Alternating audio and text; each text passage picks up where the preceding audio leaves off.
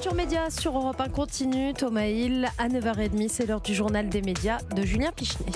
Et on commence ce journal avec la tragique situation au Proche-Orient. Et ces 15 derniers jours, ce sont plus de 20 journalistes qui ont été tués. Parmi les 5500 personnes qui ont trouvé la mort depuis le début du conflit, il y a de nombreux journalistes. La Fédération internationale des journalistes publie régulièrement un décompte. Nous en sommes précisément à 23 journalistes tués depuis ce fameux 7 octobre, jour où tout a rebasculé. 23 journalistes, dont 18 Palestiniens, 4 Israéliens et 1 Libanais. La Fédération condamne les meurtres et attaques perpétrés contre les journalistes. Elle demande qu'une enquête immédiate soit menée sur les circonstances de leur mort et elle demande aux journalistes sur le terrain de prendre tous les équipements de sécurité nécessaires. Sans oublier bien sûr tous ces drames, on va revenir maintenant à des sujets beaucoup plus futiles. On va parler d'une émission de France 2 qui va basculer sur France 3. Nos terres inconnues va faire ce pas de côté le 17 novembre à l'occasion de la diffusion du prochain numéro de cette émission de voyage durant lequel Raphaël de Casabianca emmène une personnalité dans une région française dite peu habitée. Ce sera le 17 novembre d'ailleurs, j'ouvre une parenthèse, Sabrina Ouazani qui se rendra. Je dévoile la destination en Guyane. Alors pourquoi ce passage de France 2 à France 3 ? Eh bien la direction de France Télévisions explique qu'elle voulait dissocier Nos terres inconnues et Rendez-vous en terre inconnue. Elle ne voulait pas voir sur la même chaîne ces deux émissions qui peuvent éventuellement être confondues. Et en plus, toujours selon la direction, une émission sur les territoires français a peut-être plus sa place sur France 3.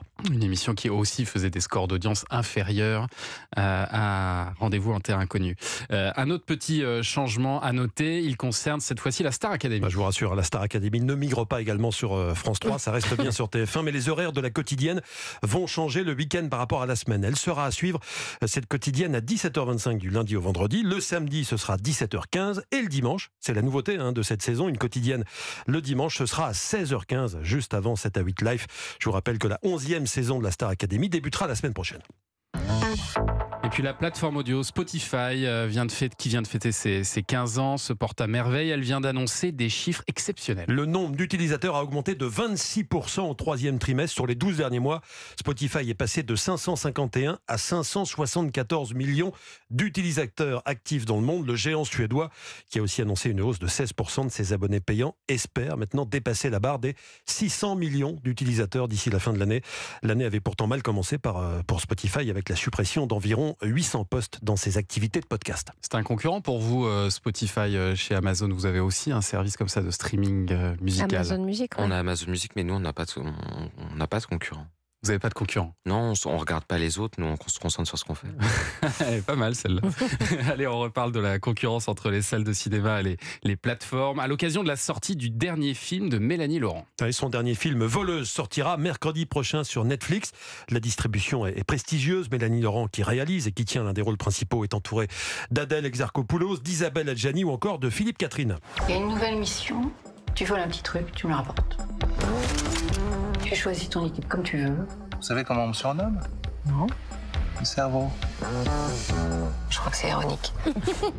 C'est un film d'action féministe plein d'humour et de cascades, adapté de la bande dessinée La Grande Odalisque, elle-même inspirée du manga Cat Size, qui décidément est à la mode en ce moment, parce que TF1 est en train de l'adapter. Mélanie Laurent, qui présentait son film à la presse cette semaine, a bien voulu répondre aux questions d'Europe 1. C'est son 7e film en tant que réalisatrice, son 2e à sortir sur une plateforme. Elle l'a confié à notre micro. Pour elle, ça change tout.